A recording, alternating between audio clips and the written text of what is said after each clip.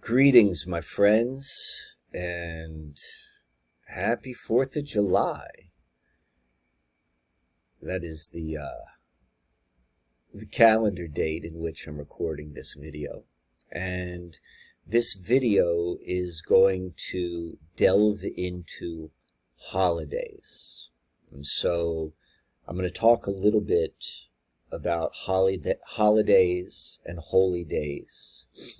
And then in the second half of this video, I'm going to explain or reveal a concept, which I call personal holidays, which are part of what's known as your inner calendar. And so the first half of this video is to provide context so that when I can give you something with some real meat on the bone for you to chew on, that would be the personal holiday or holy days. So let's begin. It's the 4th of July, and in American culture, this is known as a cultural holiday. It is the observation and the celebration of the history / mythology of the establishment of the United States as an independent entity. That's the story behind it. And that there's the memorializing the signing of the Declaration of Independence. And you'll see this type of holiday celebrated within other countries. Cinco de Mayo in Mexico, or Bastille Day in France are just examples of other countries that celebrate an event tied to the history / mythology of the country which people are citizens to, which is really just the organization in which they pay their taxes to. But beneath that concept of cultural holidays are more fundamental holidays or holy days. This is where our word holiday really comes from. It's a recognition of there being holy days or sacred days, which actually have an objective reality occurrence. And what I mean by that is different than just a cultural history. If there wasn't a cultural history, these holy days would still exist, because these holy days are based upon the movement of the sun. So the best way, which in contemporary times where we can still tap into this, is what's known as the wheel of the year, which is primarily, in the modern context, primarily like followed or as a thing to people who identify with or practice with maybe like some sort of pagan identification, or maybe like quote unquote a witchy sort of identification. But the understanding of holy days as relationship to the movement of the sun, the objective movement of the sun, like that goes deeper than any of these genres. Like that's a real thing. You don't have to be a pagan. You don't have to subscribe to certain beliefs to recognize that there is a truth to it. And the truth to it is that, we find ourselves here, in this mystery, but alive, and our aliveness tied to a body with solid ground beneath our feet, which we call earth, and the sky above us with movements. And in this mystery, the sun is the most evident dictator of the movement of life. Like that is an observable, objective reality. Like the trees grow towards the sun. Fauna and plants, they will move and follow the sun throughout the day. During certain times of during the daily cycle, sunrise and sunset, the animal kingdom comes alive or is triggered by the sun going above or below the horizon. You having your body, when you go outside and the sunlight hits your physical form, there are secretions that only occur then. That's what I mean by, like, it is objectively true that within this mystery, like the sun is significant. And so when one, regardless of the culture which you may be born into, when there is a recognition and a knowledge of that solar cycle, an alignment to it, it exists first and foremost as just like a recognition of the correspondence of being alive here and the sun being significant. In the modern context, the celebration or the observance of the solar cycle still occurs, but it has become more less obvious and more draped with a story. And so a lot of our current holidays, which correspond with the traditional holidays or holy days, the mass mind is not necessarily aware that what they're celebrating is actually just a recognition of the solar cycle. They understand it from another level, like, whether that be Christmas or Easter or even Groundhog's Day or Halloween. These are all, those holidays are all really grounded into just the movement of the sun. And what that movement is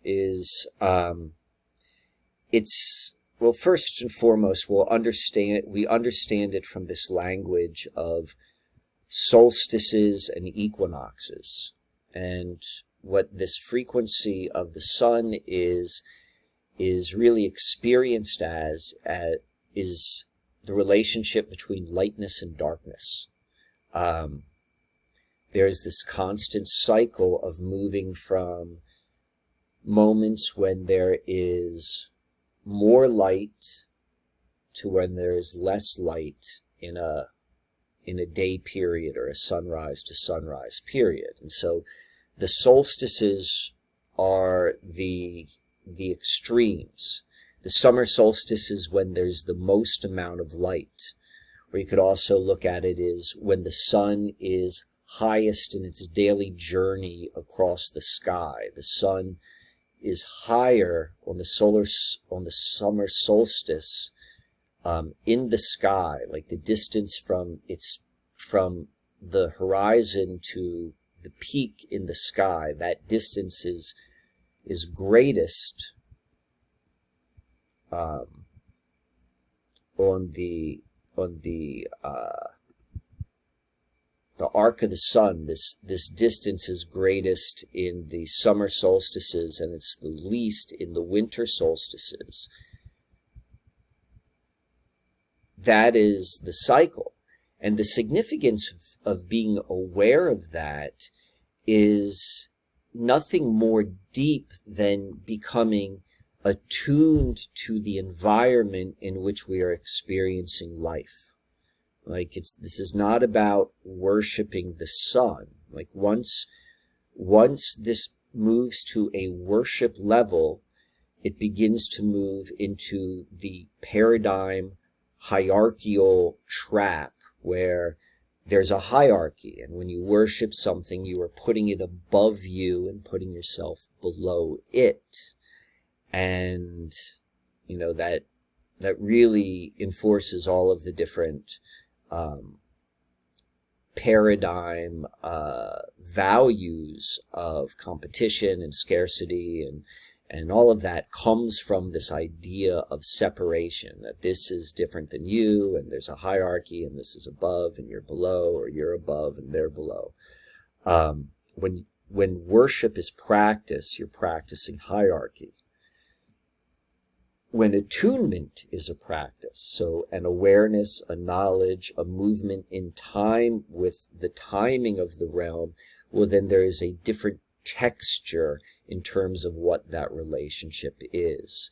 So the recognition of the solar cycle is an attunement practice. And then once it becomes tied to mythologies and stories, that's when the attunement and the observation begins to move to worship.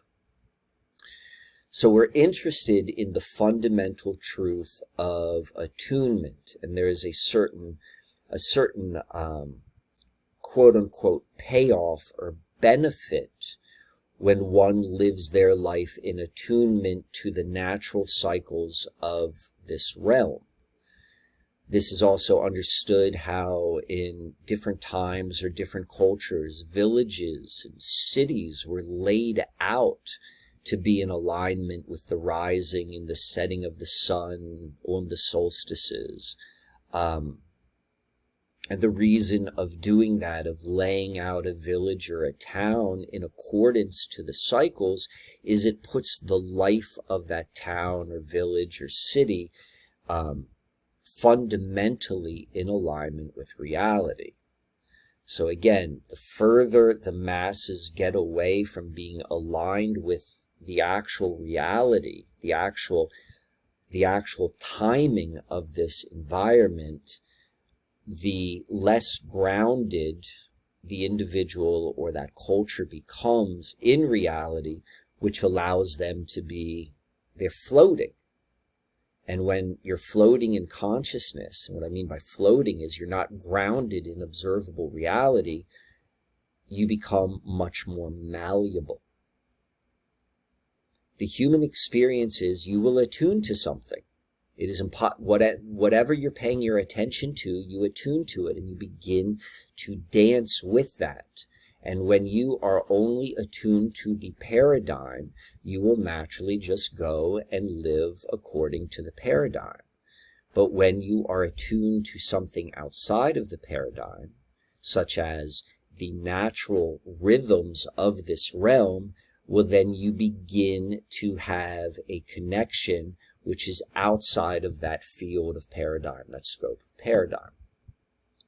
So we'll get into that a little bit more in a moment. So the key markers are the maximum light, minimum light, which would be winter solstice, and then when it's equal light and equal darkness, and we call those equinoxes.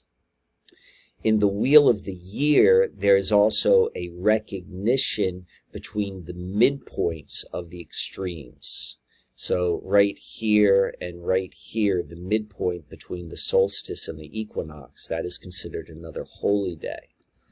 So we see that in the traditional names of these holy days is Ostara, which corresponds with the spring equinox, which corresponds with the calendar date, which also corresponds with where the sun is relative to the celestial realm or the stars of the zodiac. Like all of these are different measurements of the same motion. Whatever the motion is of the sun, I don't know, but we know it exists. And that is a grounding point for us to understanding the rhythm of reality here. When the sun goes away, well then there's another rhythm. But let's go through these holy days, like Beltane, which is May 1st typically. That's the midpoint between the spring equinox and the summer solstice. And then there's, we go through and we see this alternate between holidays directly connected to the equinoxes or the solstices, and then the midpoints. But this whole observational program is just this relationship of maximum light to minimum light and going round and round and round. And then this is not just light, but it corresponds to where the sun is relative to the plane of the earth.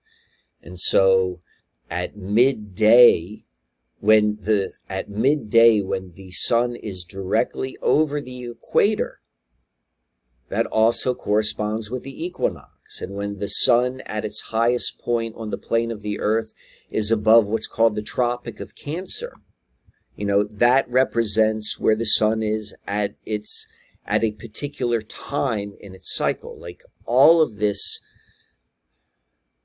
looking at it from this way, from looking at it from calendar dates, from looking at it from astrological placements, like this is all pointing to the same rhythm. These are all different ways of looking at the same actual observable phenomenon.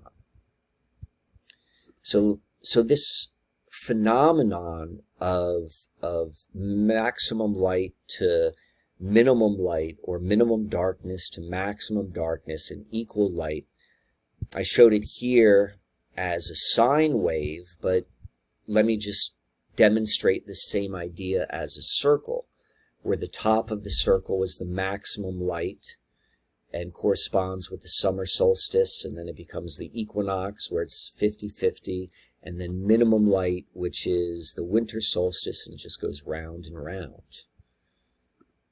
And this is the same cycle we see in the moon, though expressed a little bit differently, and on a different cycle. Like the moon cycle is more or less 29 days.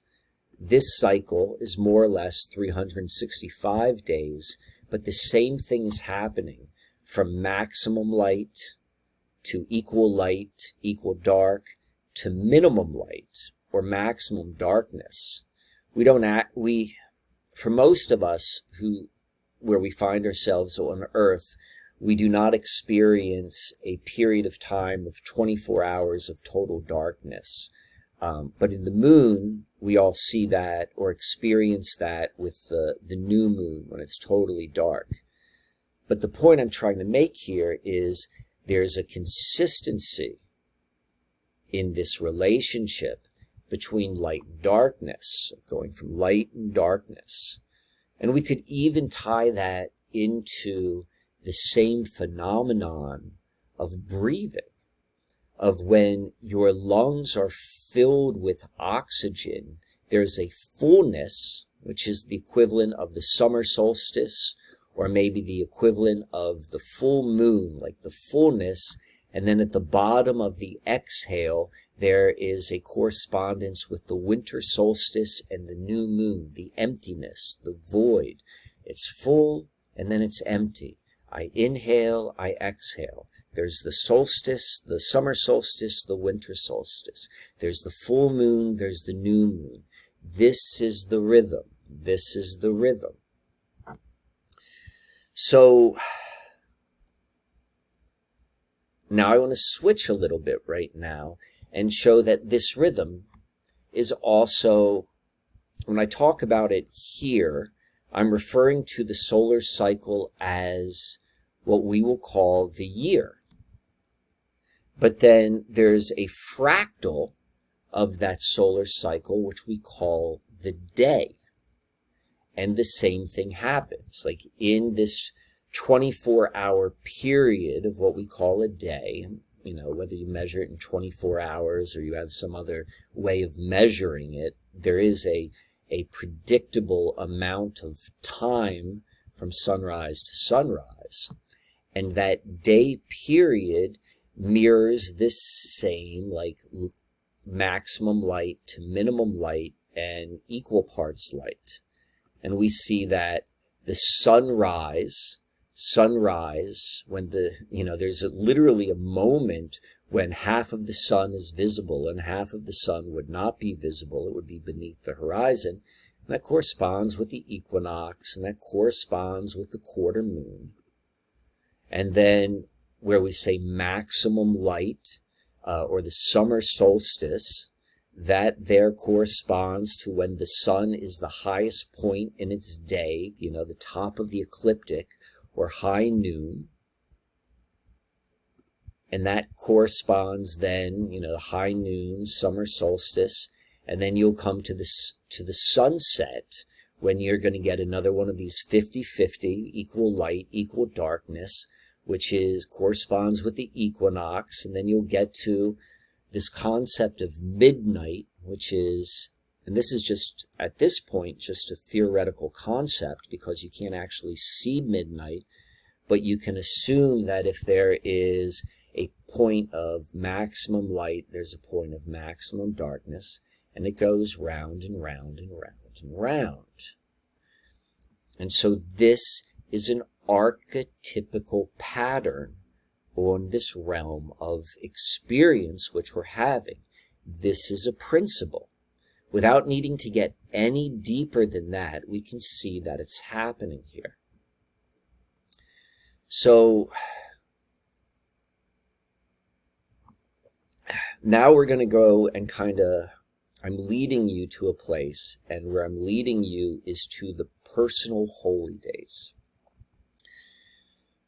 The summer solstice, the equinox, the winter solstice, for the most part, everyone on Earth can observe that, or we experience it at the same time. Like when the summer solstice happens, like as that's defined in the Gregorian calendar, that's usually around the 20th, 21st of June. And then that same period of time in the tropical zodiac, that's called 0 degrees Cancer. That's when the solstice happens. Like it's the same motion. But that is communal. Everyone experiences it together, because there is a truth to the fact that we as human beings, as how human beings relate in this realm, in this experience of being human here, that we have a certain communal way of being. We can live in community. When we are living close to each other, we begin to sync up in different ways. Like we're communal, we're pack animals. But we're also individuals.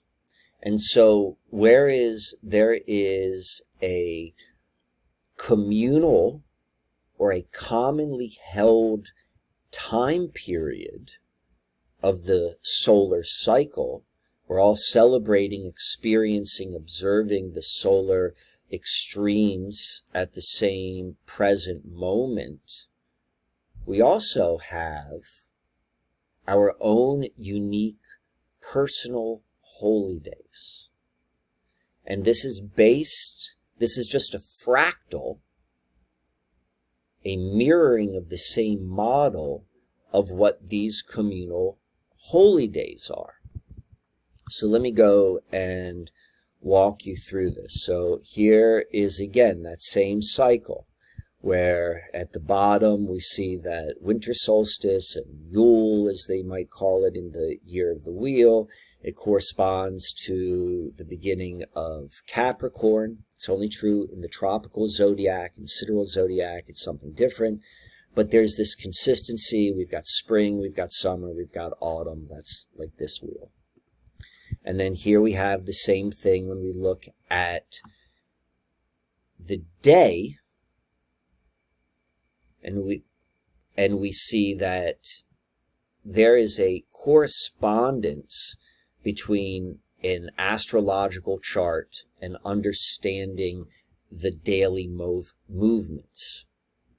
So when we look at an astrological chart, every astrological chart is kind of shaped this way. There's some slight variations in terms of how they show them, charts, different versions, but for the most part, it's all based upon this ascendant, descendant, midheaven, IC being in this cross position. And this ascendant is always corresponds to the eastern horizon and the location of sunrise. The descendant is the western horizon, sunset, The top of the chart literally is talking about the top of the sun's daily journey. That's called the midheaven. And then the bottom corresponds to midnight. Like, this is a literal interpretation. And these two overlap. Whereas within one's chart, one's midheaven corresponds to Litha, or the summer solstice. There's a fractal correspondence between these placements during the day and your chart, and the overall archetypical pattern of the sun throughout its year of maximum sunlight to minimum sunlight. I'm hearing myself like explain this concept, and it's a really, really easy concept. But I know sometimes when people explain something that's like so simple that it becomes confusing through the description. And I'm pausing right now because I recognize that maybe what I just said was very confusing. Like, I may have lost some of you in that description. And if you have found yourself in that place right now, I just want to say this to you, like, that one, that's totally fine. Like, I understand that it's confusing, and if you don't quite get it right now, that's fine. But realize that this is, like, once you do get it, like, it's gonna be like, oh, okay, now I see it. This is simple. Like, it was just felt confusing for me. So I promise that this is a simple concept, these correlations, though I recognize that the description of it may be confusing. So we're going to continue to move forward, and I'm going to introduce this idea of what I call the inner calendar. And the inner calendar is really a recognition of how the same concept of the wheel of the year, of these communally shared observances of the solar cycle, is also mirrored in each of us individually and can be practiced individually. In fact, not only can it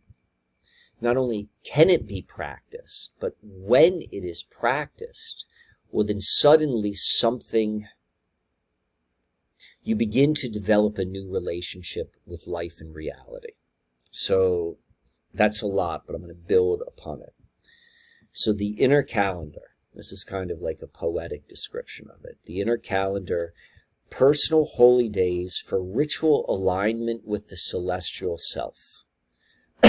So what does that mean? Is the observance of how this same archetypical relationship of the sun can be grounded in your personal connection with life. You know, and the observance of it is ritual alignment. The fact that you know these dates exist, you understand this process, and then you actually observe it. Like, you put it in your day timer, and you know when your dates are, and when they come, you do something. You don't have to do anything big, but you take a moment out of your time, and you recognize that this is happening. And the only people that know about it, the only people that care about it, are you. And whatever word you want to use to define the intelligence which is behind this creation, whether you call it creator, God, goddess, universe, whatever that is, the only people that know about it are you and that. That is the that is the relationship, that is the conversation which is happening. And it is by the practice of it, what is being demonstrated or repeated to God, creator, universe, is that you know what time it is. You are aware of this cycle. And it is through that awareness of the cycle that you begin to develop a new relationship with time. Not the time of the false reality of the Gregorian calendar and all of that sort of stuff, but the timing which is inherent to this realm. So that the calendar, the practice of the inner calendar that's what I mean by the ritual alignment. The inner calendar is a living rhythm of the sacred days drawn from the geometry of your birth chart. Your birth chart is not a thing to be interpreted. It is a literal snapshot of where you were born and when you were born. Like a literal snapshot of what the sky looked like, where the sun was, where the moon was, where all the heavenly planets were relative to each other. Was the moon next to Jupiter? Was the moon above the horizon, below the horizon, at a particular place and time? It's just a marker. It begins as a marker. You can interpret that, but before you interpret that, it is a literal time date stamp. You are not your birth chart, but your birth chart serves as your arrival in human form outside of living in your mother's womb. Every other event that happened where you were born at the moment of your birth is also tied to that birth chart or to that astro chart. But those who are born tend to have a stronger correspondence to it. You don't own that birth chart. That birth chart is just the marker. And then from that marker, you can identify or you can correspond your birth chart or that astro chart into actual calendar days. So where traditional holy days honor the solar wheel for the collective, the inner calendar reveals the unique cycle of emergence, offering communion in return, along with deeper karmic tides and emotional mirrors. Like this is a practice of aligning like your actual journey of what it means to be you as an individual directly to this unfolding of life. And so that is the practice of the inner calendar. The inner calendar are 8 personal holy days. These are the same every year. Just like your birthday is the same every year. It's the same way. And we're going to talk about that today. The other part of the inner calendar has to do with the 13 sacred secretion or chrism days that occur in a solar year or a solar cycle. And these can vary a little bit from year to year. But we're not going to talk about that today. We're going to talk about the personal holy days. But it's the combination of the awareness, these 21 days in a solar cycle, which are going to be unique for each person, are ways of continually stepping out of false time or even the unfoldment of life into something grounded in objective reality, but then also held in the mystery of life. This aligns with real time outside of the paradigm's false time. By doing so, this creates space for reality, experiential reality, your experiential reality to render itself outside of paradigm. As you become more and more connected with life outside of paradigm, the paradigm begins to render itself around you, which is very different than when you are connected just purely to the paradigm, then you are rendering yourself to the paradigm. And then lastly, the practice of this is done for the sake of practice. It is through the repetitiveness of doing this that things begin to change. In the same way that when you begin to exercise your physical body, if you begin to add in a practice of whatever it may be, whether that's yoga or some other practice of physicality, it is through the eventual buildup of the practice that your body begins to change. And it is the same here. It is through the practice of observance, first the knowledge of the dates, and then the observance of these dates, that this relationship with real time begins to take hold. And as that begins to take hold, then there is a shift and a change. You know, if you've ever heard of the phrase of like jumping timelines, you know, that's a little bit, I think, misleading, because in this realm, reality renders around you. It renders around you based upon what it is that you hold, what you hold in consciousness, what your beliefs are, particularly your hidden beliefs, the ones you don't know.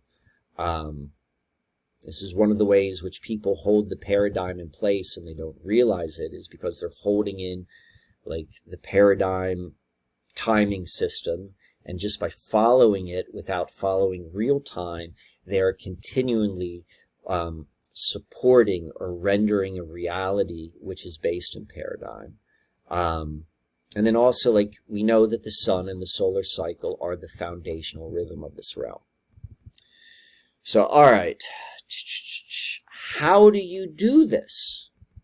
So, where to begin? So on everyone's chart, and this is going to probably, you're going to have some degree of astrological knowledge for this to make sense. And if you don't have the astrological knowledge, that's fine. You can learn it. It's seemingly more confusing than it is. But like maybe playing a musical instrument at first, it may be awkward, but once you learn the basics, then you can begin, like, it makes sense. And so this also has a learning curve. But within everyone's chart are these placements: the ascendant, the descendant, the midheaven, and the IC. Those are the most significant ones: the ascendant, the midheaven, the descendant, the IC. They correspond to the day's actual movements: eastern horizon, peak of the ecliptic; western horizon, opposite of the equivalent; sunrise, midday. When the sun is here, that's sunrise. When the sun is here, that's high noon. When the sun is here, that's sunset. When the sun is here, it's midnight. It goes round and round and round. Those have names on every chart, and in your chart, you're going to have a sign and a degree. Your ascendant will have like 3 degrees Leo, 9 degrees Capricorn. It's going to have something. And in everyone's chart, that sign and degree can also, or it translates to a specific calendar date. So you begin by understanding the sign and the degree of your chart, and then you translate it to the calendar date. So let me give you an example. So this is the correspondence in the tropical zodiac. Don't worry if you don't know the difference between the tropical or sidereal, but tropical zodiac, when the sun is, so let's start with this, the calendar date. So on any given calendar date, so July 27th corresponds to when the sun is at 4 degrees Leo.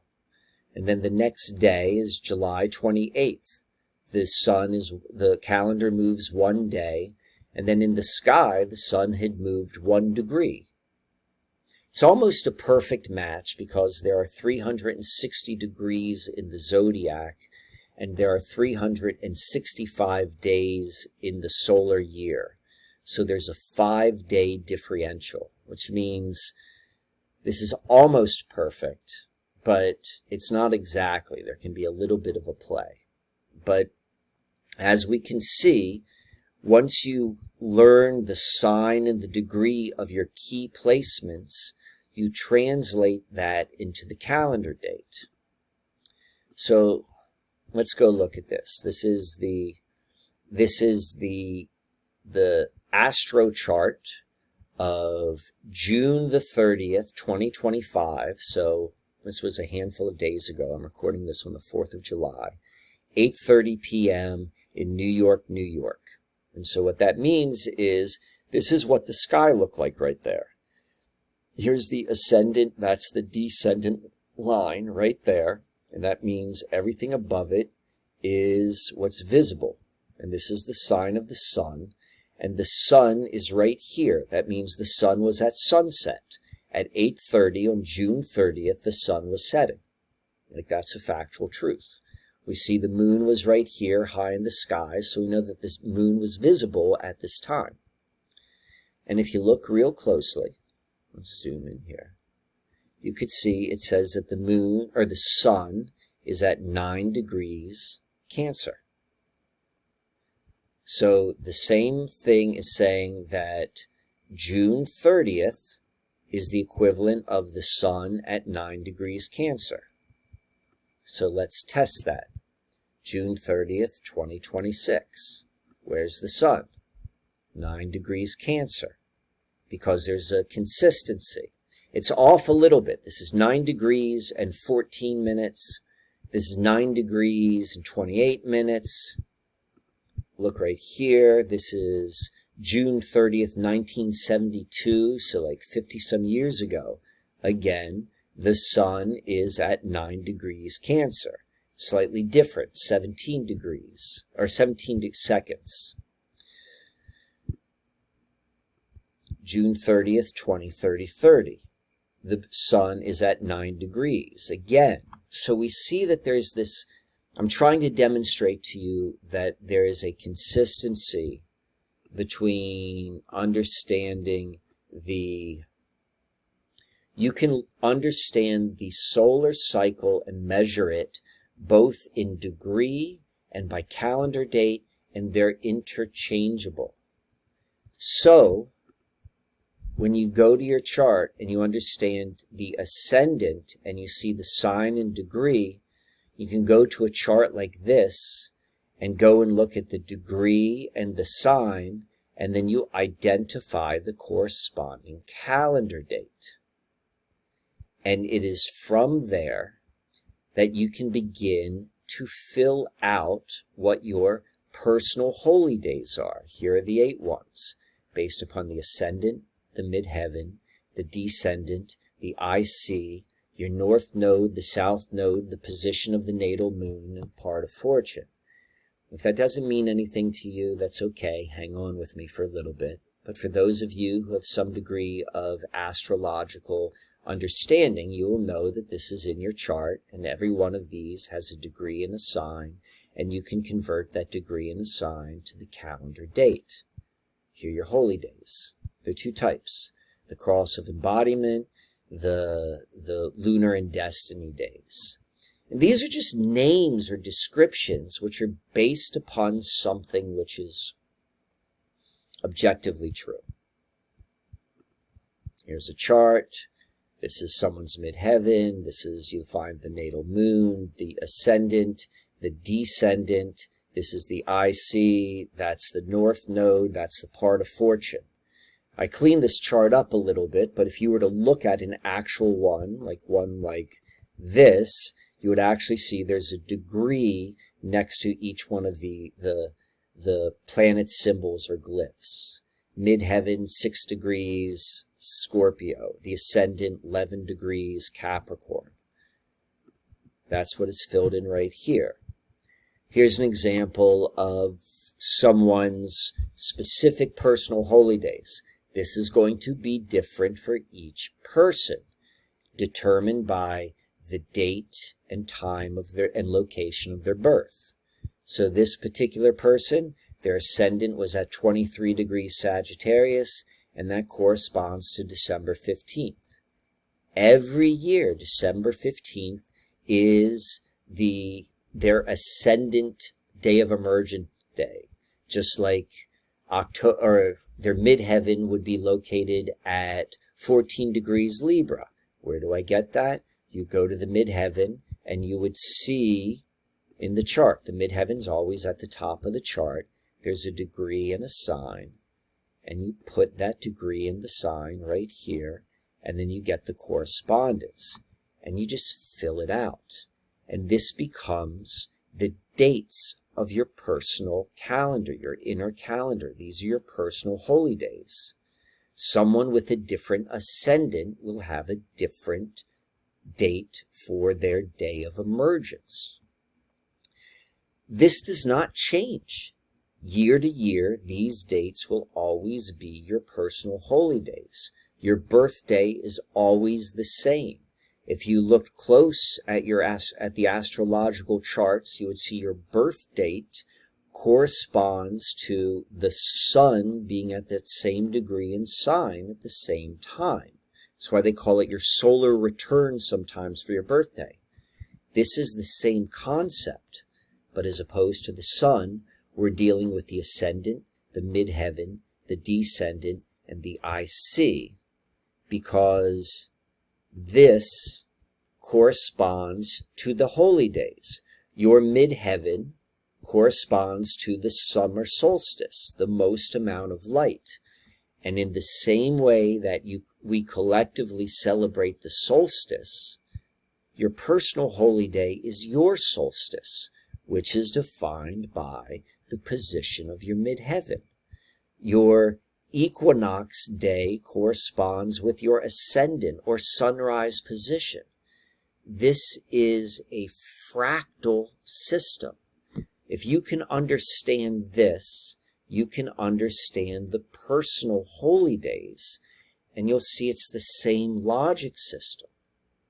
And the personal holy days are unique to you. That is why you practice it. You are developing your personal relationship with the consistent movement or rhythm of life here on earth. All right.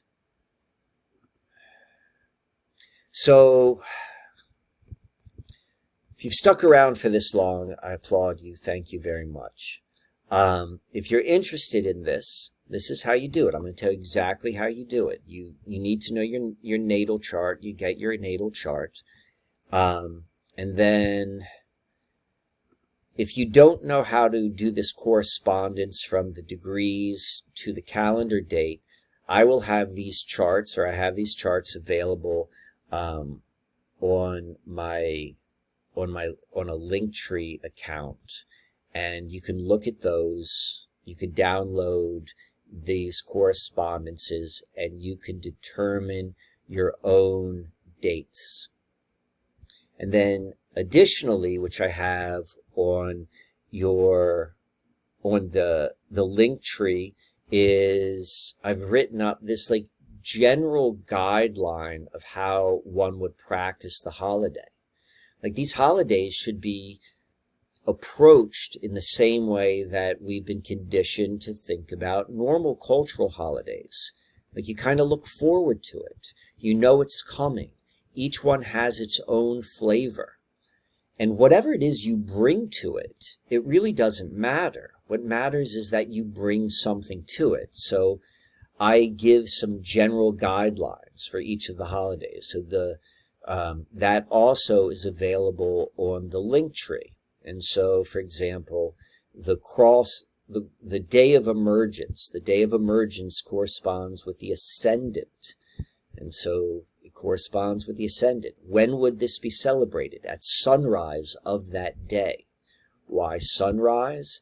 Because when the sun is located at the ascendant, in reality, so whenever you see in a chart that the sun is right here next to the ascendant, you know that this chart is right by sunrise in the morning. Maybe this is like 6:30 a.m. for whatever this chart is for. And so on your holy day associated with the ascendant, your day of emergence, when things emerge, you celebrate that. Like, if there's one day a year that you are awake and conscious and outside on the day at the moment of sunrise, this is it. And like, what's associated with it? Like, you can look at it as rebirth or initiation or vitality, identity, all of these things that kind of, these archetypical qualities that associate with the sun being at the sunrise position. What are things you could do? You greet the sunrise. You could do something like wash your hands and face with water, because this is like a cleanliness, a new beginning.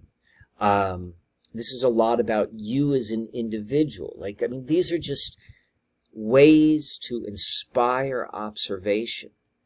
Doesn't matter what you do. It matters that you do something. And so this general guideline is provided for each of these days. And so that is available for anyone who is, you know, who wants to take this practice in. Like, I just walked you through it. I walked you through the logic, how to figure it out, and then maybe some guidelines on how to put it in practice.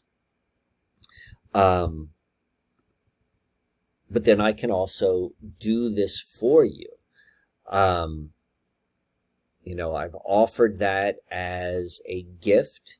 But for those of you who are either intimidated by that, don't think that they know how to do that, and they just want to get their dates, well, then I can do that for you. And so I would send you just a PDF, basically, that looks like this, which gives you your dates, and then this whole PDF, which tells you what to do, and for $39 for that. Additionally, I can do that exact same thing, but then we'll also have a hour phone call explanation. And I'm doing that for $99. And then even more so, if you follow my work, you know that I've done the Grounding Consciousness course, which is astronomy, astrology, consciousness, conspiracy, and history. I have recorded, I recorded those sessions, which were done on Zoom, and edited them a little bit. And those classes, 6.5 hours of explaining in greater detail, that's also now available. I'm finding myself in a position where I'm needing do, re, mi, ASAP, if you will. And so what I'm doing is, if you've listened to this video, if you're interested in this, like this pricing right here, this is less than what I would normally do if you ordered this through Linktree. Send me an email, watch this video, and I'm doing these, like, these are a discounted pricing so that, you know, I can go and inspire someone to act now, because I need some of that action. Likewise, I've also told you how to do this for free, so this isn't a bait and switch. It's important for me to do this in integrity. But anyway, so that's where we are. If you want this, if you are interested in this assistance, you send me an email and we'll go through that process. If you want to do this for yourself, I'm going to have the links to my Linktree where this information can be found, and you can figure this out, assuming you have your own natal chart. You know how to get that. It's really not rocket science. You can figure this out. So there we go. Happy 4th of July, and I look forward to hearing from a bunch of you. Take good care.